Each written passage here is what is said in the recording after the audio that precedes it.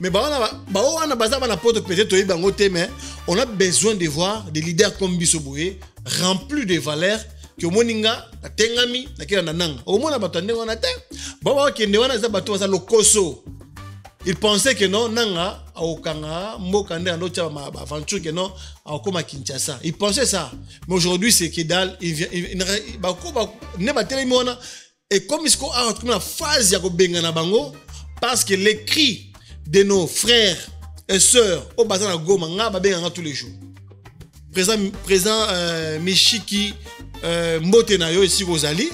Donc nous sommes ensemble, dis à tout le monde que nous tous ensemble, tout tika binoté, ba vidéo tout ça là ba teni oyozali en communion avec vos souffrances là-bas. Ben besoin est biso tout ça ils ont touché biso na kati. C'est comme si ba obo mabande ko. Na moni bolingo na kati o malobate na moni bolingo zanango na tourner yutu ko sala. Na moni bolingo ndeko selio tshela biso image na machine na moni bolingo président Papi Wazalendo azanango ndinga kendaki na este précisément na Kisangani otala ba ndeko mususu en tout cas za bolingo moko malamu parce que bato tout bazali wana ce sont des politiciens de brassage et mixage quand ndinga armée zali ezali ndinga zali boye bazwaka ye po na ba accord à Sun City azali boye accord de poto longa po na brassage mixage eloko nini sengeli olobi poto longa na eloko ebengi brassage et mixage. Les rapports de force vont s'imposer, l'armée congolaise doit s'imposer devant l'armée des infiltrés l'armée des agresseurs. Na ougandaise na Congo. Pour la bentere na bango. Comment ça fait-il que des armées peuvent venir se battre au Congo sans invitation?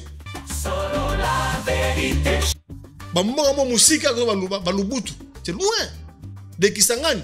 To komi ba côté kuna nyoso na poani. Ba Yaouma. To komi ba côté na ba fin fond. Butu na gouvwana. To komi ba côté pour nini? Pour population a sentir que muta oti musika aye awa. Même les Wazalendo. Les tozo mbana bango bocha vidéo wana, bocha ngona na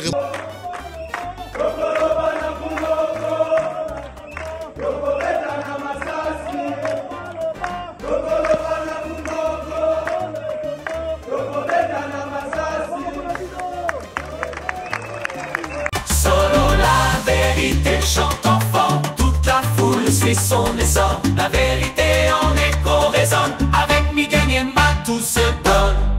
Bonjour bandeko, lelo tozane sengo l'émission na biso tosunga Congo. En tout cas, sengo makasi ezali pona koyamba mwana mboka président Papi Tchamala o azali moko molobeli ya biso ba diaspora pe ba kongomani nyonso katikati na makambo o ezali koleka na mboka.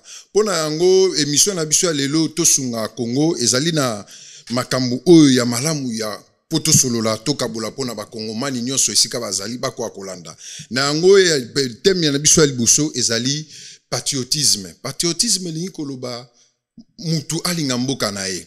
En tout cas, ekozala parmi ba sujet au tozoko solola na mwana mboka président Papi Tchamala et nango sujet na biso mibale ezali to solola pona makambo etali humilité ya mwana mboka ancien président honoraire Joseph Kabila Kabange ndenge balingi balongola humilité na ye. En tout cas, toko solola nango po eza actualité ozo le kakatikati na mboka Congo et na suka na ngo tozali pe na makambo etali pona tozoko mona ndenge Congo bazoko buka ndenge mikolo ito le kambule betaki et tout donc toko solola on mwana mboka président Papi Tchamala makanisi nini oyo yepaza nango pona contribution pona mboka Congo et pona ko pesa maloba omboka ndeko na biso président Papi Tchamala azali congolais oyo aza na diaspora. En tout cas azali moko oyo lelo bazo benga na kombo président Papi Tchamala Wazalendo. Wazalendo en tout cas maloba mboka yo. Merci beaucoup ndeko Issin Ndala na PDG à maison Miguel Niemba. Donc na sepeli mingi boya manga ezamba liboso na kati ya maison, vraiment je vous félicite. Dans le but que vraiment entreprise qui est loin, c'est une très bonne chose de voir que les Congolais commencent maintenant à bien s'organiser, que bien structure est fanda boye, moi makamoto est fanda donc biso mokakosobo ke liboso. Nous sommes là pour soutenir tout ce qui est du Congo. Donc les drapeaux du Congo, on télémédique non, hein, les lots congolais, tout dans la diaspora, on a un soutien à biso indéfectible. Surtout là fort, on va structure bien et fan d'ici. Kotoyo, na makambo na biso pe vous allez bien, nous aurons pris en considération. Donc biso soutien total na maison oyo na PDG na yango na bino pitou tous ensemble.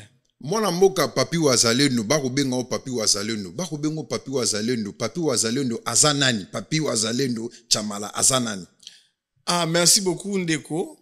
Eza mutuna kitoko wazalendo wana ezali sija liboso to tia lelo za patriotisme. Donc, tous allez agresser, moi Congo, ils allez agresser, Yangoana, tant que nous sommes ici de la diaspora, tous sangi sarabande konyoso, tous la batu nyoso, pour la cause, où ils en mboka na biso, où baso bon bande konyoso na Congo.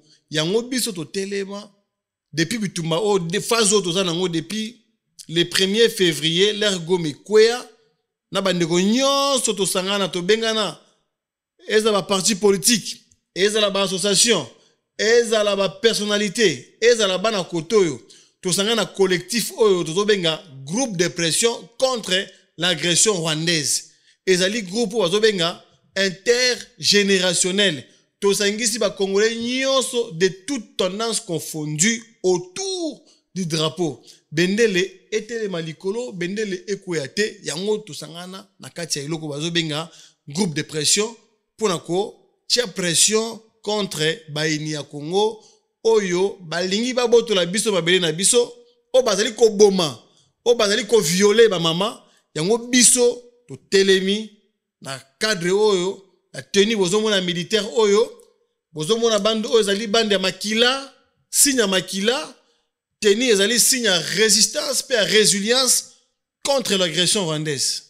Mais moi, la mboka ndeko président Papi Chamala wazalendo. En tout cas, nyako mona boye ko sala likanisi ya munene boye ozo sala yako tambolaka pona ko spikaka ba kongomani nyonso eloko nini bengi patriotisme. Eza malamu, mais ko tambola wana yozo tambola, yozo zwa musolo kanyaka ya pouvoir en place te. Pour yo kanyaka no yozo zwango po ya kutambolaka pona ko sala sensibilisation. Lelo toujours lobela pona makambo ya kanyaka. Bon, lelo oyo mutula rose kitoko soutien na mito yo ezo utaka na mabenga na biso. Tina lelo boye que gouvernement a soutenir biso to moni mbongo wana te. Lelo tozo soutenir biso moko, tozo ko s'organiser, toi structure collectif oyo ezali munene. Lelo en France, ils parmi ba collectif oyo oyo telemi pe ezali ko koba na ko telema ko sensibiliser ba kongomani de toute tendance confondue, ozala mama, ozala papa, ozala mwa muke, ozala mukolo, ezala keno obiso bana ba botami kotoyo. Soki ndenge ni tous autour du drapeau. Tu vas la poser un bon teke, tu vas passer biso mbongo tolia to chama benga na biso. Quand même, nous avons besoin de soutien pour te maintenir ba manifestation, ba organisation et comme on sait en mbongo. Face à liboso ezali qui bien sûr émotionnel, ba to no ya ebele bango moko, bazo ya ko tia biso maboko. Mais na mitu o te phase auto comme phase entre temps négociation so kinde nini. Et comme on sait en siko ke biso moko ba congolais à partir ya mboka na biso Congo. Ameka kocha loboko na poche ameka ko soutenir ba manifestation pour te maintenir force sur le terrain parce que ba ina Congo ba kotika biso te ba telemi bomona ki pa ndenge à partir à concert ya solidarité o bandeko basala ki na Bercy ou le 22 février avril au 5 succès munene ba Rwandais ba telemela ki ngo makasi normalement ils avaient le 7 avril bango ba telemela ki ngo po ezala te mais na nguya nzambe na makasi na biso nyonso ba vandi wana biso on s'est mis d'accord de se mettre debout pour se résister contre baini ya Congo balingi ke non biso to sombre kaka na se na makona bango on était debout au télémaka les résultats ezali mona ke non concert on ezali réussi 100%. To pesi encouragement de tous nos organisateurs na producteurs na bango na bandeko nyonso bayaki ba association tout le monde, celui qui avait mis la main à la pâte pour que le concert a réussi. Donc, merci. Le 1er mai, tout ça qui est l'ambassade, dans producteur, tout ça qui cérémonie où il y a remerciement. Bon, on a une vidéo. Là, je viens encore dire merci à tous ceux qui ont contribué à la réussite. Il y a concert. Et ça. Baotaki mikili par-ci par-là, et ça la province. Tous on était là à Bercy le 22 pour célébrer aux allées victoire, pour soutenir Bandrebiso à Est.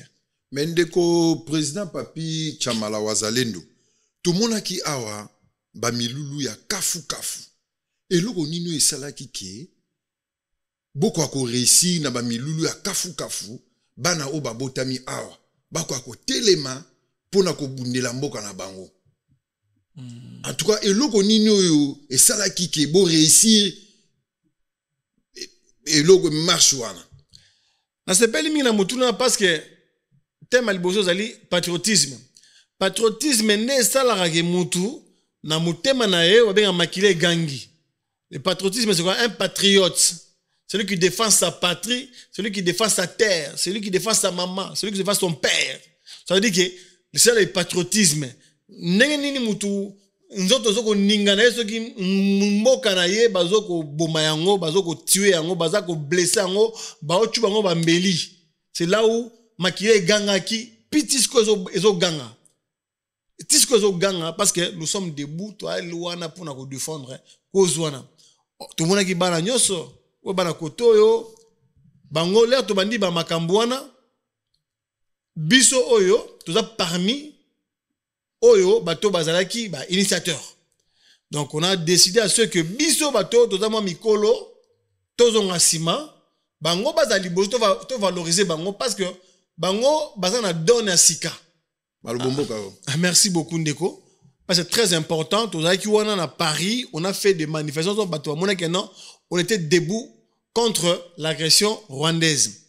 Siko, par rapport à banana biso oya kotoyo, bazalaki, tozalaki en premier lieu ndeko biso Ménéric na association na ye unique si je me trompe pas lisanga bana mboka bazalaki na ndeko biso Merveille Bajimi Congo bazalaki ba ndeko ebele bazalaki pona réussite ya makambona. Donc bana biso bandeko na biso ba jeune nyoso ya biso ya kotoyo Tanya, il y avait presque tout le jeune leader ya obazana poto abazaki pokaka makamwana simba.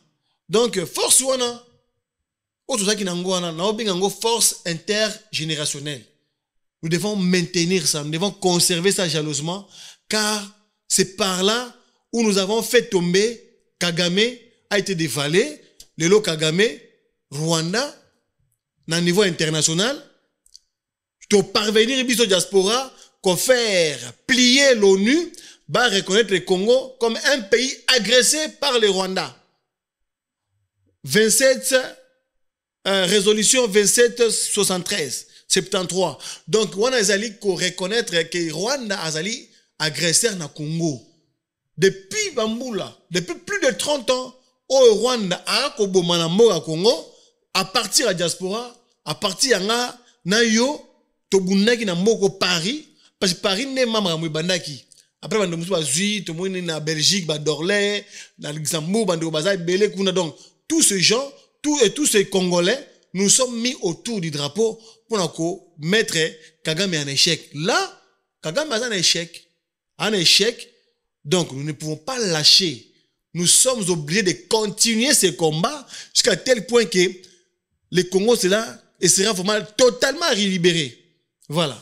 En tout cas, biso émission to sunga Congo to sepela ki makasi et pe to pesi longonya mingi na bana oba botami awa oba ebi Congo te mais na bolingo oba la kisi envers mboka na bango.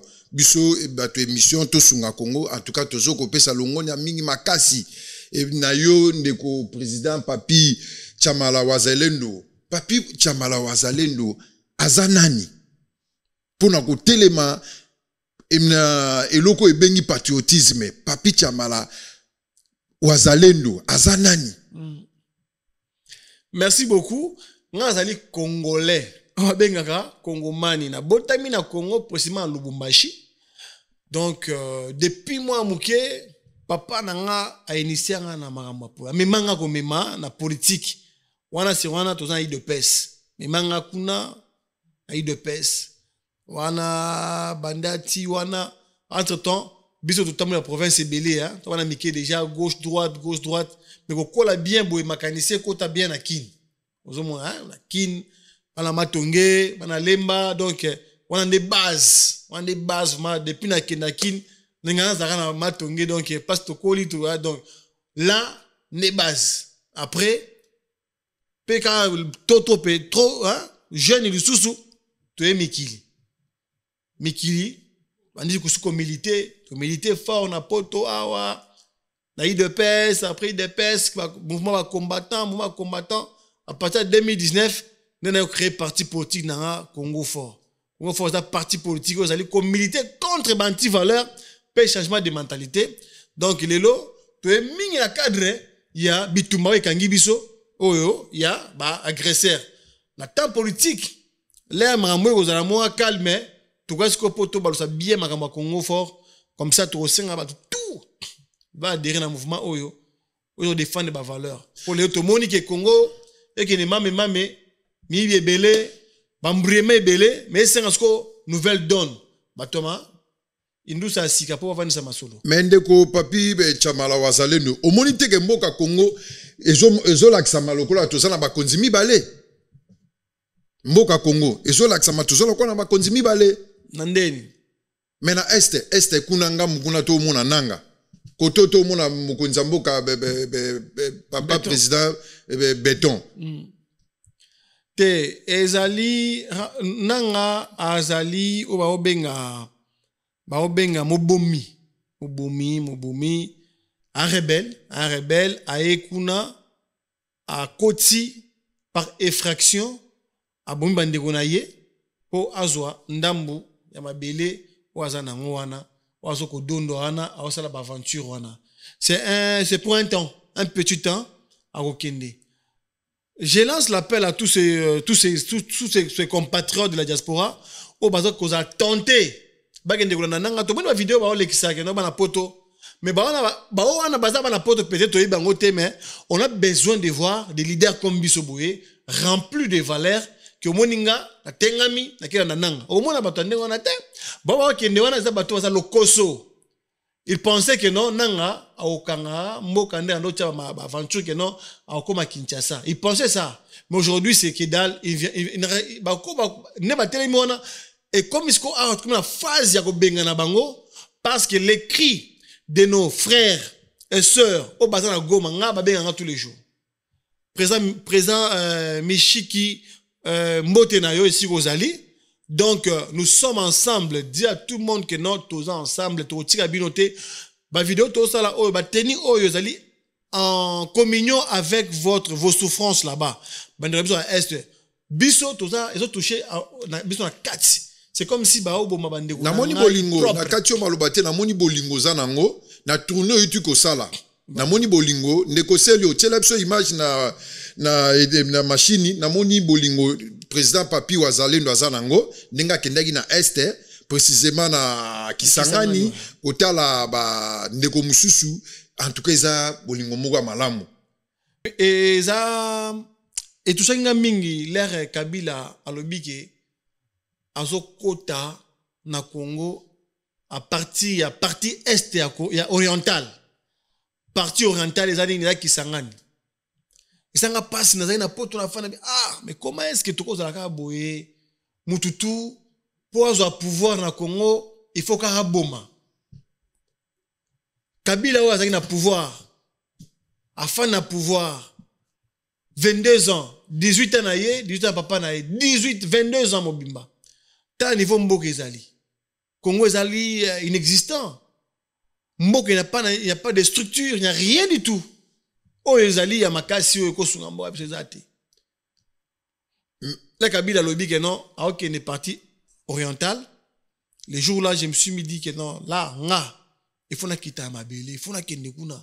Il faut se renseigner un peu, tout ça. Non. Moi, je dois aller là-bas. Il faut coma. Bimaki a kin, Kisangani. Kita Mabele. Nous sommes là, bandeko. Tu visiter. Sito, il y a déplacés de guerre. Konga. Na Kisangani, tu kenai kuna. Nandambo abilo, tu na mbongo na biso, poche na biso.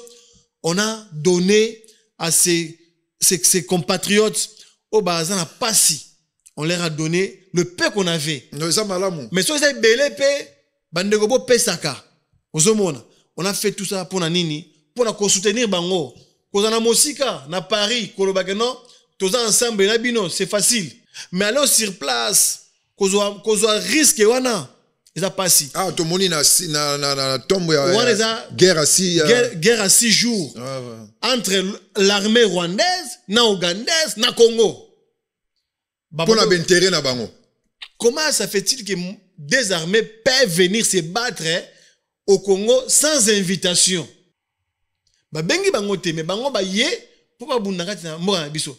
Tout ça, ça montre comment est-ce que bamona biso moi bizengi na bango. Mais cette fois-ci, bako trouver ce que biso conscience makasi koti.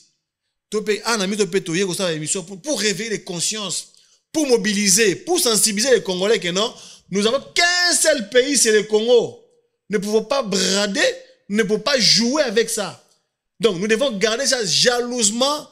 Les 2 345 410 000 km². Donc, il faut la conserver. Et la conserver, car pour la ngamote, pour la biso tout sangana. Totika ba ego na biso. Ce qui tue le Congo, c'est les égos. Oh, papicho, yazanan. Allons, yazanan. Donc, awa, là, to komi, toke sous place au ezali. Oh, t'as pas sinistré. Yandanou. Il y a quartier Yandanou. Toke nakipe. Boulebete makasi. So qui bisika bonakin, il faut tika enveloppe. Zomona, tika pe enveloppe. Tu es mbangu en concert. La solidarité peut te kota qui paye le même jour. Tu komakia wa le 22 na tongo. Tu koti pe pourquoi tu as vraiment sona. Tu as mobiliser ba Congolais ba télément. Que makambo Congo était libiso ka ba chamalate, était li pe bino boza ba Congolais. Tout ce qui se divisé, tout ce qui il y a distraction quoi. Donc, n'attends pas passer tes belé à côté quand zoto libanda, qu'on finga bande qu'on a bien qu'on s'attaque à papi chamalaboye, au gouverneur na biso Paulin, la Kisangani, donc ya chopo, donc il y a un banga qui toko mon gouv. Et si qu'on a limbote na yona bande ko tout bazali wana Joseph. Tout sunga pona Congo pe tous a peine a besoin pe ya ba image ya Kisangani to sengi na yo excellence ya gouverneur ya chopo to za pona ko servir mboka to sengi ba image e ko zala malamu otindela biso ba image e ko zala malamu poto mona ndenge Congo ezokene liboso biso nyoso to za na pona ko sunga mboka en tout cas ndeko papi chamala na sepeli mingi komo na yo ko tambola boye bolingo oyo za nango ya Congo soki bandeko nyoso baza boye ko zala malamu. Ekozala malamu ndeko papi chamala. Ekozala malamu kotambola bo pona souci ya Congo en tout cas ezele moko malamu. Merci beaucoup. Maloba katikati na yo surtout pona makambu o etali nengo olobeli pona sénateur à vie toujours senga cohésion. Moi makanisi koto na yo zani. Sénateur à vie Kabila. Ne Kabila zali criminel. Ozomona balibi c'est la justice qui élève une nation. Tomoni na Brésil bakanga lula à côté prison. Pona makambakangela ki ya nango. Le l'autre na Congo Kabila azali accusé pour haute trahison parce que il est de mèche avec les Rwandais. Siko, comment est-ce que vous voulez que la guerre puisse terminer sans pourtant rendre justice à des milliers de morts? Parce que au nom de la paix, vous devez tout accepter. Aujourd'hui, nous avons le pouvoir à Congo, à Sarana Bango, Nena Bomana, Après, bon, non, cette fois-ci, on ne veut pas. La guerre s'arrache. Et non, la paix s'arrache. On n'est plus dans ce temps-là des négociations. Moi, je suis contre le dialogue, tout ça. Moi, je suis contre. Moi, je veux qu'on puisse en découdre avec eux une fois pour toutes. Namin Toyo, moi, Taoyo, tout ça, a formé vraiment armée na biso bien.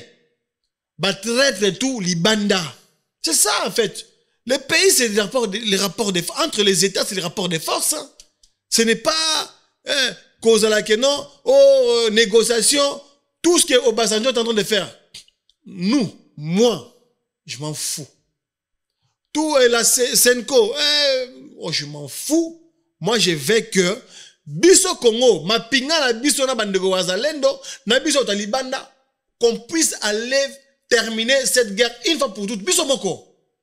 Ndeko papi, au monite que tant tozo bele mela makambu mboka kimie kota.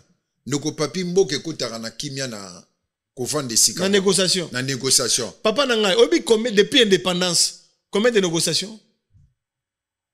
Depuis indépendance, hein? Depuis qu'il y a table ronde, jusqu'à aujourd'hui, on n'en a pas moins de 100 négociations dans le Congo. Pourquoi les négociations dans le Congo est si maratées? Parce que l'air batouazo il y a directement, c'est pour partager les postes. Aujourd'hui, dans la politique mouké, le lot dans le président Fachi na pouvoir. Mais il n'arrive pas à bien fonctionner. Pourquoi? Parce que tout bazali wana, ce sont des politiciens de brassage et mixage. Quand on a armé zali, ezali azali boye, bazora yepo na bakor à San City. Azali boye accord de Bon, poto longa pour na brassage mixage et logo ni sengeli. On le dit? Poto longa na logo e bengi brassage et mixage. Les rapports de force vont s'imposer, l'armée congolaise doit s'imposer devant l'armée des infiltrés l'armée des agresseurs. Congo il faut avoir indépendance moko, avoir la fière que non, on les a mis en échec. C'est ça la force de l'armée. La négociation, c'est ça, et ça va terminer par quoi? Mixage, brassage. Après, on va revenir à la case du départ. Mais combien de morts? Plus de 10 millions de morts au Congo. Depuis 30 ans environ, nous sommes en train de souffrir chez nous seuls. Nous sommes en train de souffrir. Parce que, Bandegomo Boye, Bango va vendre mogo. Ah, bon. Kagame Azali, bon. Tokome la Kagame, Tokei. Kagame Yande, bon. Biso Toza Boyawa. Nazaki na gouvernement, Chilombo, Aocho Bengalanga, donc, nga, Pisanga Mando Kina Kota Susukuna. Après, Pia Bandi, Sus. Lobi Sus, Facha Gozalate, Président Moussou a Kotiwana, Baope Bazana Fachi, Mingipe, parce que, encore les choses au Congo, c'est quoi? Bato Bazal et Lona Fachi, ce sont les mêmes personnes depuis l'indépendance. Ils ont accompagné Mobutu dans la tombe. Ils ont fait tuer Kabila père. Ils étaient avec Kabila. Là, ils ont encore fait Fachi. Mais quelle transhumance!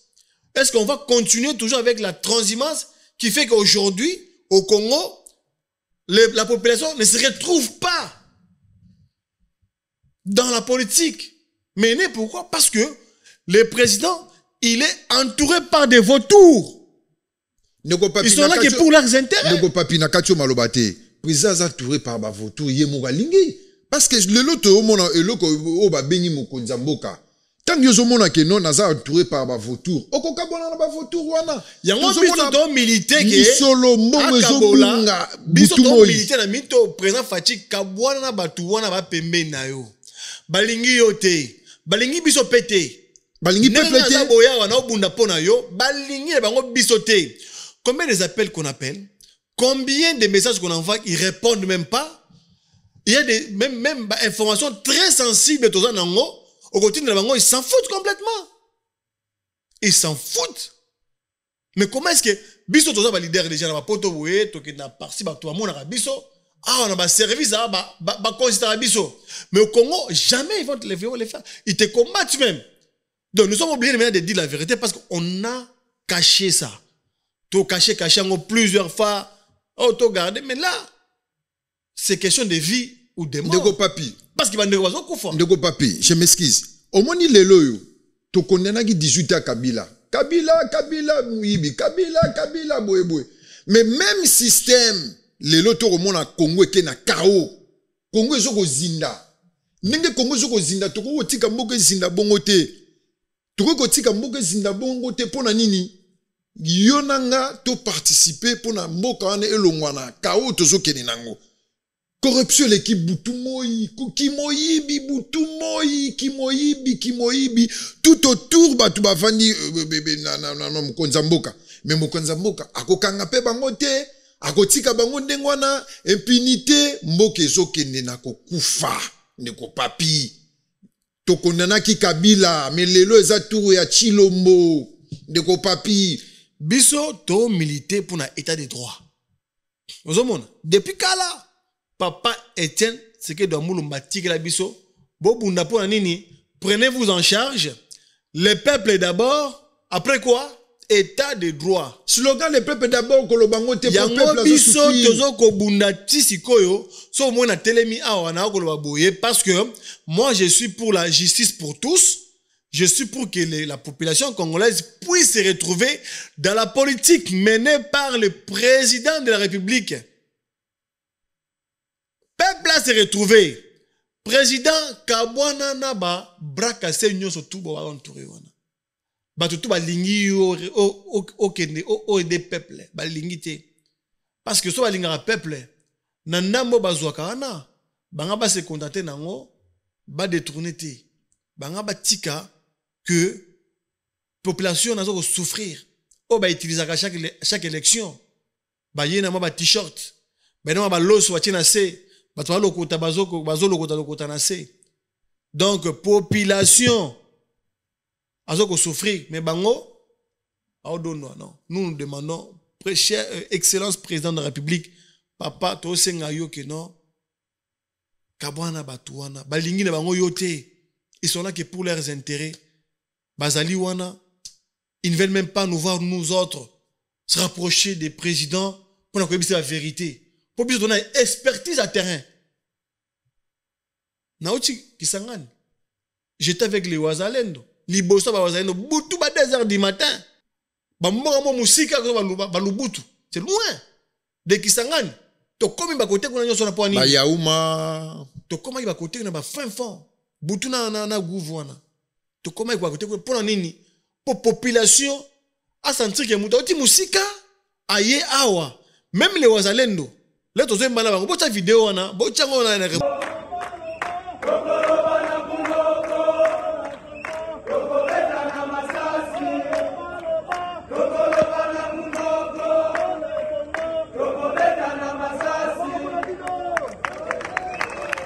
Nous avons des preuves autocommèques de solo lina bango toki ni les ali passi bitumba encore on les a motivés que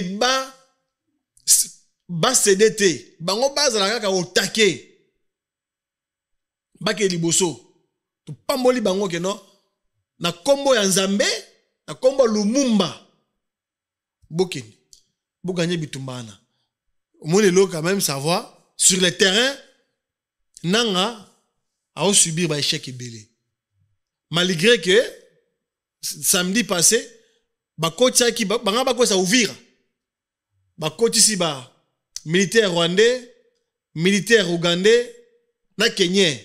Pourquoi tu as Uvira? Mais, général, na Uvira, Nzama Pambolao, on continue bongo, tu connais réaliser bango tout. Bako ta kiti, bakanga bango tout. Ndeko papi, eza malamu mingi na o nyonso zo sala. Bravo. Mais o ngana rosenga les moments où tozana ngo eza moment te ya kolongola humilité ya ancien président honoraire Joseph Kabila. Pour nani? C'est un individu comme tout individu. Aujourd'hui, tu bazo kufwa na Congo parce qu'il y a des trahisons et des traîtres na Congo. Maintenant là, c'est un ancien président de la République qui est en connivence avec les rebelles, avec les pays voisins pour venir tuer au Congo. Après, au nom de la paix, sans problème, oh parce qu'il est à Zakatangé, oh Samaloukonde, mais ces trucs-là, ça va terminer quand? Marababikolo wana. Aujourd'hui, on parle du Congo. Quand on tue un Congolais, on a qui bakota ba est kuna, ba risque na jitala héros. Ba risque na juona. Ba risque wana tala ba tuzo na ba wazalendo ba flèche, ba mbeli, ba za ba li Konga ba nini. Mais ce sont des risques. Ba tout na bangote. Ça maliboso na ko mais je na muto kuna te. Je suis parti parce que je suis Congolais. En tant que patriote. Oui, c'est ça. Mais parce que Mexico bino bozo na makamboto Kabila azali constat la bêtise. Oh, au nom de Katangé, au nom de ça, il doit être jugé.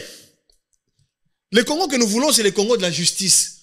Pour tous. Et ça m'a montré que non, Bicolo. Arrêtons un peu ça, on est au 21e siècle.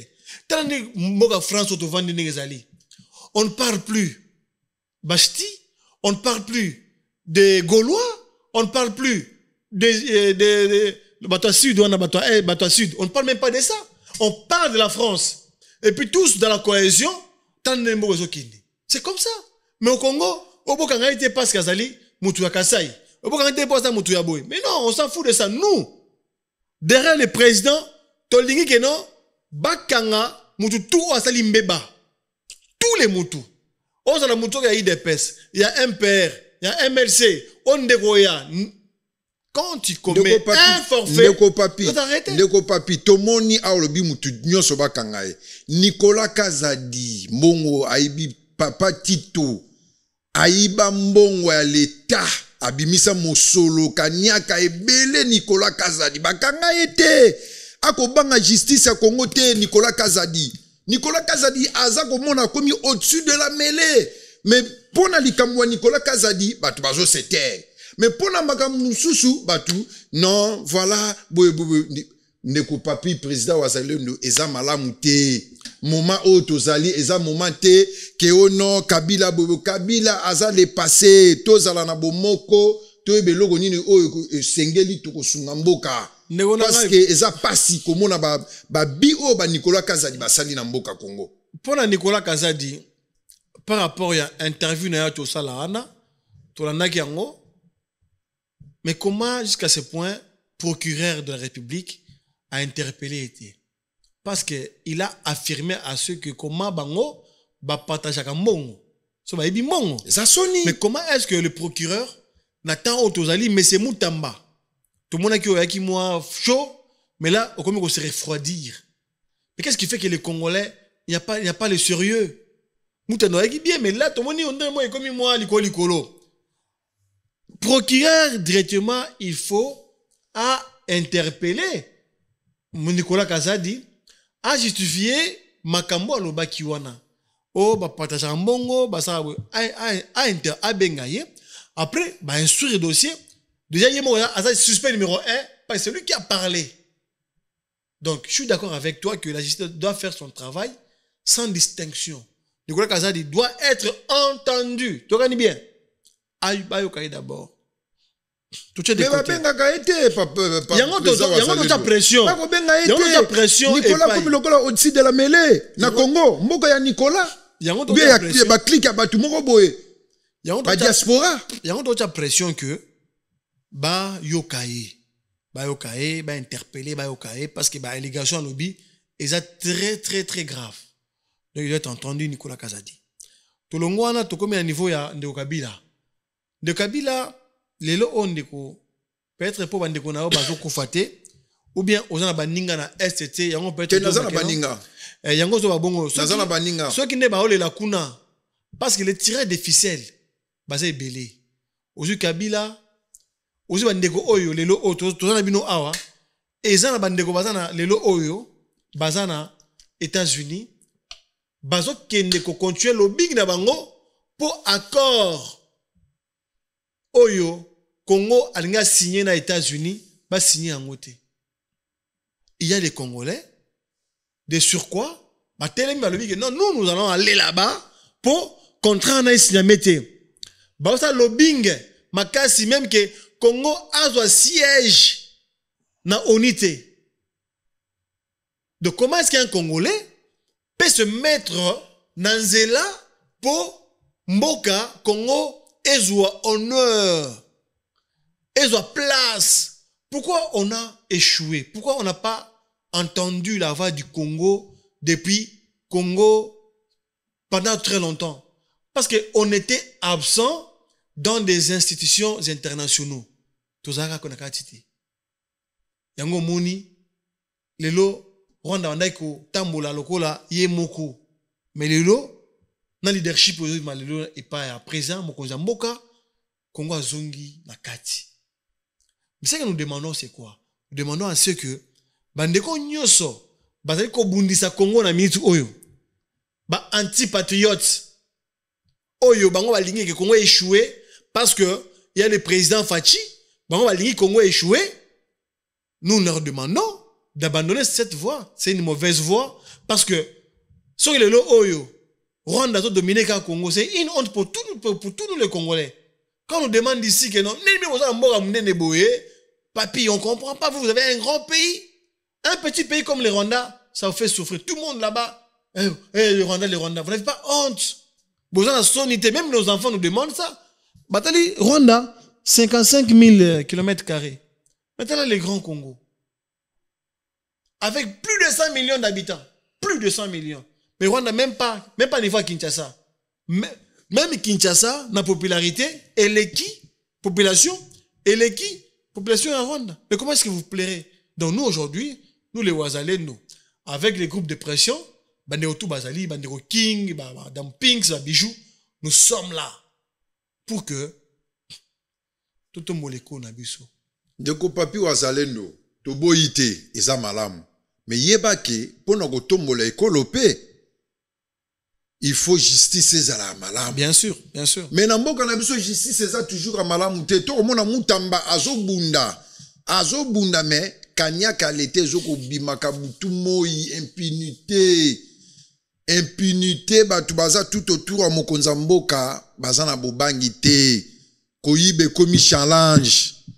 Koyibe komi momesano. Ndeko papi toko suka wapi. Yango tout à l'heure que nous allons pour un état de droit. État de droit, c'est la justice pour tous. C'est tout le monde est équitable devant les lois. Comment on traite les dossiers de chaque personne. Justice, c'est la séparation des institutions. Au monde, voilà la démocratie. Maintenant, mutu oyo azali kosala likambo wana bakotindaye devant son juge naturel. Par là, il n'y aura pas de conflit d'intérêts, il n'y aura pas de confusion des rôles. Il y a un bisto luka. Pas même bituma ozomona elelo ezoko koba pourquoi? Parce que nanga oyo azali kuna lelo, yende muta proclamer papa président Fachi. Mais aujourd'hui azoko nier yango. Azoko nier yango bona bodo. Tout ça c'est un désordre. Dans le niveau libanda ba mona que non. Aniete alobi ke ezalaka nango ya solo te. Exactement. Mutazoka bokonzi ezalaka nde président Martin Fayulu Madidi. C'est ça. Mais yango ozomona. Aniete alobi bosolo. Te azoko nier alobi bosolo. Azoko nier victoire. Il y a président Tshisekedi, mais pourtant il y a des institutions légales oyo il fallait proclamer na munoko na ye. Mais il y a confirmé kaka na bayiba kongomani. Après tellement que azuba conflit na ye na ba mine na ye. Ceux qui ba mine, ceux qui ba nini. Après afandi bébé tala. Na kena rébellion. Oh, ba wele ki so ba mine, ceux qui ba nini, ba boto ba mine. Donc atombo ki na ye, abandi ko makambo alobaki officiellement, abandi ko longola ngo lisusu. Mais où est le sérieux? Nous voulons un pays sérieux. Oyo ba animateur na bango ba remplir base na moralité à bien, probité à bien, na éthique. Biloko misa toana. Nde biloko ça que non. Quand on parle de monsieur Papi Tchamala, quelqu'un d'une personne bien constituée, honnête, azali wana, azolo bana mutema na ye. Neto mona na ba poto basame na bango nzambete basame na nzambete ba dirigeant mais quand il vous parle vous sentez que mutoto na mutema na ye. Mais Congo aujourd'hui quand nous regardons les politiciens c'est comme des comédiens.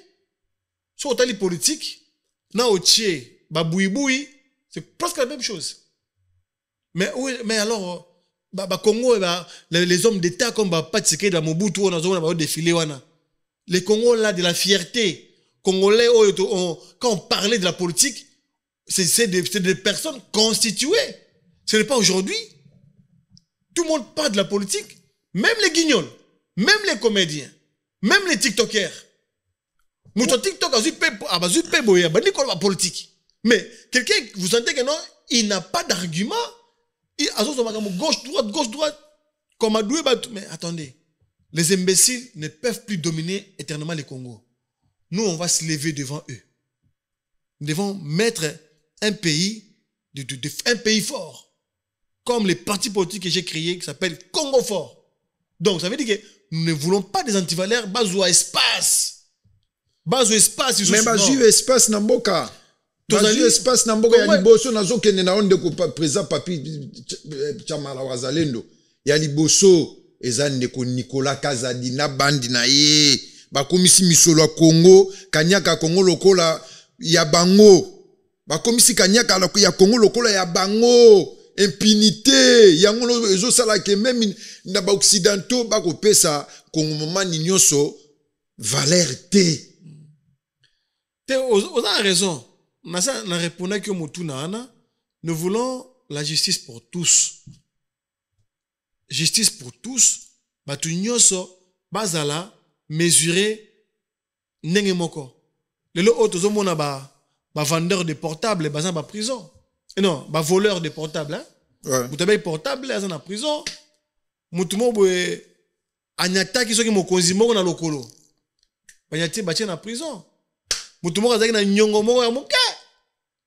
Po ayebana ki na ndeko ya mokonzi moko boye na prison.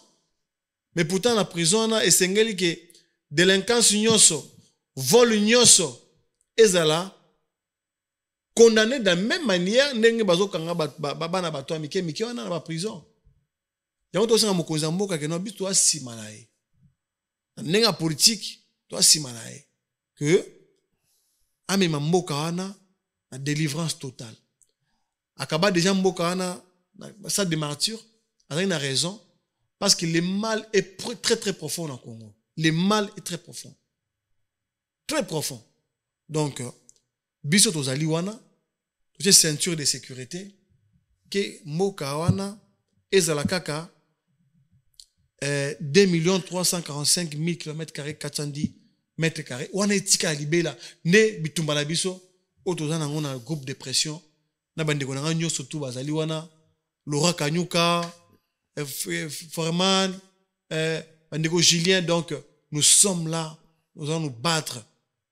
Bandeko Chris au beau santé, donc nous ensemble na bango biso nyo surtout liboso ya nini ya drapeau to défendre ngo to na posa ba soutien bandeko tout oboya ko adhérer bandeko bazana mission na bango boya ko pesa to organiser ba marche to organiser ba manifestation to ko annoncer déjà awa les 5 biso tout to na Orléans le 5 juin pour 5 juin pour que nous soutenir aux alliés Léopard. Et un match amical, oui, nous devons être à la Coupe du Monde l'année prochaine. Après 50 ans, peut-être qu'on s'appelle Coupe en haut. Pour notre équipe Oyo, Mibali Bazali, Obalingi Mboka, Banakotoyo. Donc c'est ça en fait. Bandeko Bakambu, Bandeko Bemba, donc tous nous sommes derrière. Donc les 5, biso tout au coup, chez Lufiane, dans vitre sur scène, 16h, Boya et Belé, na ba voiture na bino ba bispe kozala, to bimana. Donc ba précision, tout ça sur émission awa et pas migi awa, to ka lisusu awa, to vanda awa to so la bien ba précision, to pesa bino, ndenge to kutana, joint les 5 pour to que soutenir ba Léopard. Dimanche le 8 pe to kozala wana lisusu kana Orléans pour soutenir ba Léopard. Ndeko papi poto sili se mission na biso makanisi nini oyo ozanango pona lobby ya bakongomani pona lobby Congo eko okene liboso apport nini oyo ozanango pona ko pesa pona mboka. Voilà, ezali mutuna mo malamu beza question mo mulai po makanisi se belé wana ezali na niveau politique hein, à niveau politique mais na mito na lingi d'abord ko pesa ba argument na politique parce que mélange wana yo salanga batu mususu o bako sepela makanisi na ngate ba ko inanga nena che drapeau boye hein tulati oyo wazalendo boye tenu oyo tuna posture mo boye ko sangisa donc so ngena na banda osasi comme en politique awa et comme sikoyo na osenga jubola manga na longo na tenu oyo la cha veste na ngana na betaka na bien na fandi moi je ko politique sans problème mais on a un peu gêné pour na posa na sangisa d'abord to sangisa mboka to sangisa d'abord mboka awa ba parti politique ezala te ba socio ezala te to za ma na kati ini pour na mboka parce que là bitumbesilité kaka mazo peaufiner ka ba stratégie ka pour boto na Congo to moni ndenga zo ko to moni même Paris Saint-Germain ba continuer sous ba contrat na bango ba colchenero kuna na nini na Espagne ba signer sous contrat na Paris na Rwanda visite donc ils sont en train de travailler jour et nuit pour déstabiliser le Congo. La distraction nous n'en voulons pas. Nous voulons à ce que toutes les manières cette fois-ci serait quota un peu na maramna biso tout un peu na kati ya dynamisme forte et continuer autour du drapeau na biso. Donc en tout cas merci mingi yakoyoka président Papi Chamala wazalendo oba rubenga wazalendo ekozala malamu mingi biso ba kongomani nyonso soki tokomi na bolingwa mboka patrie ekozala malamu lelo to mona mboka o to partager na eba sujet président Papi Chamala wazalendo akotambola butumoi kokende na ba province na ba fin fond pona ko sangisa ko pesa maboko ko talisa na ba kongomani esika nyonso bazali ba fin fond na ba yauma et tout kongeza mboka na biso tozala bomoko et tout ezali kanisa malamu et na likanisa malamu ngo ezali kaka ye moko te président Papi Chamala wazalendo o babengi pe Papicho ezaka kaka ye moko te ya uti musika kuna na Katanga mais azoko tambola mboko mobimba. En tout cas, likanisa boe ezali kanisi moko malamu. Congolais nyonso siko zali to sunga mboka, to sunga Congo eza pona biso nyonso. Slogan na biso tolobara na tango iso na kati émission na biso to sunga mboka ezeloko moko malamu. Soki to sungi mboka te ekozala pasi. To sunga mboka. To sunga mboka, tozobele mabutu mo tozobele eloko wana eza c'est très important. Congo eza mboka nanga mboka ya mutu nyonso. En tout cas topesi mbote mingi na bandeko oyo bazosunga biso pe to kwa kokende liboso pour émission oyo tosunga Congo. Topesi bango mbote mingi dédicace mingi na conseiller principal mwana mboka David Mukeba Kalengai. Topesi mbote mingi na conseiller Cédric Kaninda kuna na collège ya infrastructure. Topesi mbote mingi na Parsec Jean-Jacques. Topesi mbote mingi na ndeko na biso tozali na ye Selo Tutuma et mbote mingi na ndeko na biso pe Meshak Botondo ye bango net bazali équipe costaud o bazo sala ke pona tosunga Congo kende liboso na ndeko na biso pe Slim. En tout cas mbote mingi na bango big dédicace pona toto mola Congo kende liboso émission na biso ekende pe liboso. En tout cas pona ngo mokola lelo to sukiawa to belemi na mikolo ezali koya pona prochaine émission inchallah si Dieu levé nde tokosala oya biso to sunga mboka pona Congo. En tout cas merci, bye.